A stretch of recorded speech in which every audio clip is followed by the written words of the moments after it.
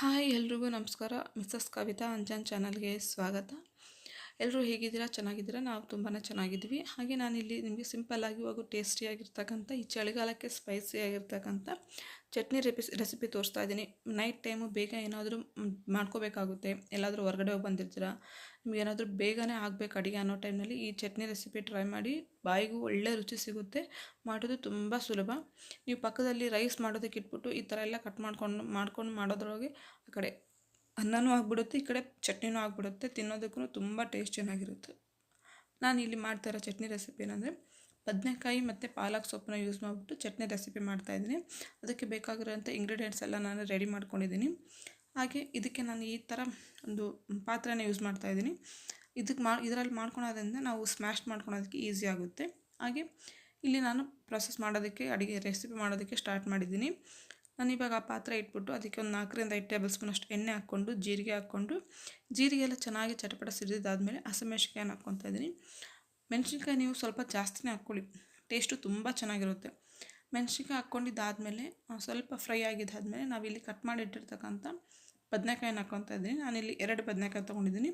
ಹಾಗೆ ಒಂದು ಕಟ್ಟು ಫುಲ್ ಆಗೋಷ್ಟು ಪಾಲಕ್ ಸೊಪ್ಪು ತೊಗೊಂಡಿದ್ದೀನಿ. ಫಸ್ಟು ಬದನೆಕಾಯಿ ಹಾಕ್ಬಿಟ್ಟು ಅದಕ್ಕೆ ಈ ಬೆಳ್ಳುಳ್ಳಿನೂ ಅಷ್ಟೇ ಸ್ವಲ್ಪ ಜಾಸ್ತಿ ಹಾಕ್ಕೊಳ್ಳಿ. ಚಟ್ನಿ ಯಾವುದೇ ಮಾಡಲಿ ಬೆಳ್ಳುಳ್ಳಿ ಸ್ವಲ್ಪ ಜಾಸ್ತಿ ಇದ್ದರೆ ಅದು ಟೇಸ್ಟೇ ಬೇರೆ ಇರುತ್ತೆ. ಅದಕ್ಕೋಸ್ಕರ ಒಂದೂವರೆ ಗಡ್ಡೆ ಆಗೋಷ್ಟು ಬೆಳ್ಳುಳ್ಳಿ ಹಾಕ್ಕೊಂಡಿದ್ದೀನಿ. ಇದೆಲ್ಲ ಹಾಕ್ಕೊಂಡಿದ್ದಾದಮೇಲೆ ರುಚಿಗೆ ತಕ್ಕಷ್ಟು ಉಪ್ಪು, ಹಾಗೆ ಒಂದು ಕಾಲು ಟೇಬಲ್ ಸ್ಪೂನ್ ಆಗೋಷ್ಟು ಅರಿಶಿನ ಹಾಕ್ಕೊಂಡ್ಬಿಟ್ಟು ಇದನ್ನು ಇವಾಗ ಚೆನ್ನಾಗಿ ಮಿಕ್ಸ್ ಮಾಡೋದಕ್ಕೆ ಇಡೋಣ. ನನ್ನ ಮಕ್ಕಳಿಗೆ ನಮ್ಮ ಮನೇಲಿ ಈ ಚಟ್ನಿ ಅಂದರೆ ತುಂಬ ಇಷ್ಟ. ಬಿಸಿ ಬಿಸಿ ರೊಟ್ಟಿಗೆ, ಮಕ್ಕಳು ರೊಟ್ಟಿ ತಿನ್ನಲ್ಲ ಅಂತ ಆಟ ಮಾಡ್ತಿರೋರು ಬಿಸಿ ರೊಟ್ಟಿಗೆ ಸ್ವಲ್ಪ ತುಪ್ಪ ಹಚ್ಬಿಟ್ಟು ಈ ಚಟ್ನಿನೆಲ್ಲ ಫುಲ್ಲು ರೊಟ್ಟಿ ಸುತ್ತ ಹಚ್ಚಿಬಿಟ್ಟು ರೋಲ್ ಮಾಡಿಕೊಡಿ, ಇಷ್ಟಪಟ್ಟು ತಿಂತಾರೆ. ಅಷ್ಟು ಟೇಸ್ಟ್ ಚೆನ್ನಾಗಿರುತ್ತೆ. ನಾವೇನಾದರೂ ಬೆಳಗ್ಗೆ ಟೈಮು ರೊಟ್ಟಿ ಮಾಡಿದಾಗ ಏನಾದರೂ ಉಳಿದಿತ್ತು ನೈಟ್ ಟೈಮಿಗೆ ಅಂತಂದರೆ ನನ್ನ ಮಗ ಅದೇ ಥರನೇ ಕೇಳ್ತಾನೆ. ಈ ಚಟ್ನಿ ಮಾಡಿನಂದ್ರೆಗಿನ ಫಸ್ಟು ಒಂದು ರೊಟ್ಟಿ ತಿಂದ್ಬಿಟ್ಟು ಆಮೇಲೆ ಅನ್ನ ತಿಂತಾನೆ, ಅಷ್ಟು ಟೇಸ್ಟ್ ಚೆನ್ನಾಗಿರುತ್ತೆ. ಈ ರೆಸಿಪಿ ನನಗೆ ಹೇಳ್ಕೊಟ್ಟಿದ್ದು ನಮ್ಮ ತಂಗಿ ಹೇಳ್ಕೊಟ್ಟಿದ್ದು, ನನಗೆ ಫಸ್ಟಿಗೆ ಗೊತ್ತಿದ್ದಿಲ್ಲ. ಅವಳು ಹೇಳ್ಕೊಟ್ಟ ಮೇಲೆ ನಾನು ಇದನ್ನು ಸ್ಟಾರ್ಟ್ ಮಾಡ್ಕೊಂಡಿದ್ದು. ನೋಡಿ, ಅದೆಲ್ಲ ಫ್ರೈ ಆಗೋದಕ್ಕೆ ಇಟ್ಬಿಟ್ಟು ಈ ಕಡೆ ನಾನು ಪಾಲಕ್ ಸೊಪ್ಪನ್ನ ಕಟ್ ಮಾಡಿ ಇಟ್ಕೊಂಡಿದ್ದೀನಿ. ಹಾಗೆ ಟೊಮೊಟೊನೂ ಅಷ್ಟೇ ಒಂದು 3 ಹಣ್ಣಾಗಿರ್ತಕ್ಕಂಥ ಟೊಮೊಟೊ ಹಾಕ್ಕೊತಿದ್ದೀನಿ. ಟೊಮೊಟೊನೂ ಜಾಸ್ತಿ ಹಾಕ್ಕೊಳ್ಳಿ, ಟೇಸ್ಟ್ ಚೆನ್ನಾಗಿರುತ್ತೆ. ಫುಲ್ ಒಂದು ಕಟ್ಟಾಗೋಷ್ಟು ಪಾಲಕ್ ಸೊಪ್ಪು ತೊಗೊಂಡಿದ್ದೀನಿ. ಇದ್ರ ಜೊತೆಗೆ ನಾವು ಮೆಂತ್ಯ ಸೊಪ್ಪನ್ನ ಇಟ್ಕೋಬೋದು. ಮೆಂತ್ಯ ಸೊಪ್ಪು ಬೇಡ ಅಂದ್ಬಿಟ್ಟು ನಾನು ಪಾಲಕ್ ಸೊಪ್ಪು ಅಷ್ಟೇ ಯೂಸ್ ಮಾಡಿಬಿಟ್ಟು ಮಾಡ್ತಾಯಿದ್ದೀನಿ. ಇದನ್ನು ಹಾಗೇ ಹಾಕ್ಕೋಬೋದು. ಕಟ್ ಮಾಡ್ಕೊಂಬಿಟ್ಟು ಹಾಕ್ಕೊಂಡ್ರೆ ಸ್ಮ್ಯಾಶ್ ಒರಿವಾಗ ಚೆನ್ನಾಗಿ ಮೆತ್ತಗಾಗ್ಬಿಡುತ್ತೆ ಜಲ್ದಿ ಅಂತಂದ್ಬಿಟ್ಟು ನಾನು ಇದನ್ನು ಕಟ್ ಮಾಡಿ ಹಾಕ್ಕೊತಾ ಇದ್ದೀನಿ.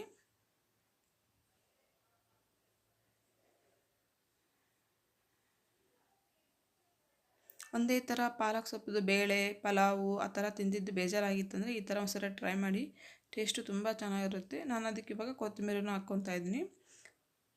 ಬಿಸಿ ಬಿಸಿ ಅನ್ನದ ಜೊತೆಗೆ ಒಂದು ಸ್ವಲ್ಪ ತುಪ್ಪ ಹಾಕ್ಕೊಂಬಿಟ್ಟು ತಿಂತಾಯಿದ್ರೆ ಟೇಸ್ಟು ತುಂಬ ಚೆನ್ನಾಗಿರುತ್ತೆ. ಈ ಚಳಿಗಾಲಿಗೆ ಸ್ಪೈಸಿಯಾಗಿ ತುಂಬ ಅಂದರೆ ತುಂಬ ಚೆನ್ನಾಗಿರುತ್ತೆ. ಹಾಗೆ ನಾನು ಇದಕ್ಕೆ ಚಟ್ನಿ ಜೊತೆಗೆ ಅನ್ನ ಮಾಡ್ಕೊತಾ ಇದ್ದೀನಿ. ಅನ್ನಕ್ಕೂ ಇಟ್ಟಿದ್ದೀನಿ, ಅದನ್ನು ರೆಡಿ ಆಗ್ತಾಯಿದೆ. ಹಾಗೆ ಈ ಕಡೆ ನಾವು ಬದನೆಕಾಯಿ ಎಲ್ಲ ಹಾಕ್ಬಿಟ್ಟು ಫ್ರೈ ಮಾಡೋಕೆ ಇಟ್ಕೊಂಡಿದ್ವಲ್ವ, ಅದನ್ನು ಅಷ್ಟೇ ನೋಡಿ ಚೆನ್ನಾಗಿ ಫ್ರೈ ಆಗಿದೆ. ಇವಾಗಿದ್ದು ಇದನ್ನು ಒಂದ್ಸಲ ಚೆನ್ನಾಗಿ ಮಿಕ್ಸ್ ಮಾಡ್ಕೊಳ್ಳೋಣ. ನೋಡಿದ್ರೇ ಎಷ್ಟು ಚೆನ್ನಾಗಿ ಅನಿಸ್ತಾ ಇದೆ ಅಲ್ವಾ. ಇವಾಗ ಇದಕ್ಕೆ ನಾವೇನು ಕಟ್ ಮಾಡಿ ಇಟ್ಟಿರ್ತಕ್ಕಂಥ ಟೊಮೊಟೊ ಇತ್ತಲ್ವ, ಹಣ್ಣಾಗಿರ್ತಕ್ಕಂಥ ಟೊಮೊಟೊ ಅದನ್ನು ಹಾಕ್ಕೊತಾ ಇದ್ದೀನಿ.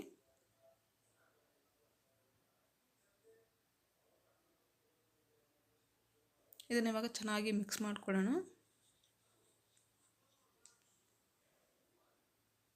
ಇದೆಲ್ಲ ಚೆನ್ನಾಗಿ ಮಿಕ್ಸ್ ಮಾಡ್ಕೊಂಡಿದ್ದಾದಮೇಲೆ ನಾವಿಲ್ಲಿ ಕಟ್ ಮಾಡಿಟ್ಟಿರ್ತಕ್ಕಂಥ ಪಾಲಕ್ ಸೊಪ್ಪು ಇರುತ್ತಲ್ವ, ನೋಡಿ ಟೊಮೊಟೊ ಎಲ್ಲನೂ ಚೆನ್ನಾಗಿ ಮೆತ್ತಗಾಗಿದೆ. ಇವಾಗ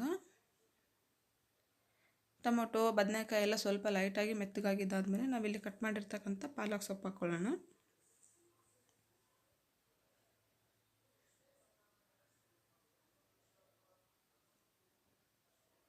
ನೋಡಿ ಎಷ್ಟು ಈಸಿಯಾಗಿ ಮಾಡ್ಕೊಬೋದಲ್ವ. ನಾವು ತಿರ್ಗಾಡ್ಕೊತಾನೆ ಬೇರೆ ಕೆಲಸ ಮಾಡ್ಕೊತೂ ಚಟ್ನಿನ ಮಾಡ್ಕೊಂಬಿಡ್ಬೋದು. ಇದನ್ನು ಇವಾಗ ಚೆನ್ನಾಗಿ ಮಿಕ್ಸ್ ಮಾಡಿಕೊಂಡು ಮುಚ್ಚಳ ಮುಚ್ಚಿಬಿಟ್ಟು ಚೆನ್ನಾಗಿ ಫುಲ್ ಮೆತ್ತಗಾಗಬೇಕು. ಪಾಲಕ್ ಸೊಪ್ಪು ಬದನೆಕಾಯಿ ಟೊಮೊಟೊ ಎಲ್ಲ ಫುಲ್ ಮೆತ್ತಗಾಗಬೇಕು. ಹಾಕಿರ್ತಕ್ಕಂಥದ್ದೆಲ್ಲ ಅಲ್ಲಿವರೆಗೂ ಚೆನ್ನಾಗಿ ಬೇಯಿಸ್ಕೋಬೇಕಾಗುತ್ತೆ. ಇದನ್ನು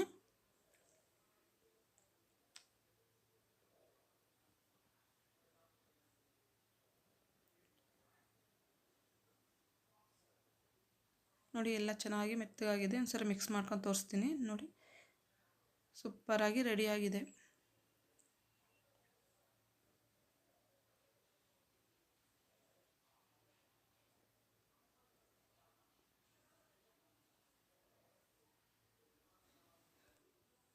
ಹಾಗೆ ನಾನಿಲ್ಲಿ ಚಟ್ನಿಗೆ ನೀರೇನು ಹಾಕ್ಕೊಂಡಿಲ್ಲ. ಪಾಲಕ್ ಸೊಪ್ಪಲ್ಲಿರ್ತಕ್ಕಂಥ ನೀರಿನ ಅಂಶದಿಂದನೇ ಎಲ್ಲ ಚೆನ್ನಾಗಿ ಮೆತ್ತಗಾಗ್ಬಿಟ್ಟಿದೆ ನೋಡಿ. ಇವಾಗ ನಾನು ಪಪ್ಪುಗಿತ್ತಿ ತೊಗೊಂಬಿಟ್ಟು ಚೆನ್ನಾಗಿ ಹೊರ್ಕೊಂಡಿದ್ದೀನಿ. ಫುಲ್ ಮೆತ್ತಗಾಗಿ ರೆಡಿಯಾಗಿದೆ ಚಟ್ನಿನೂ.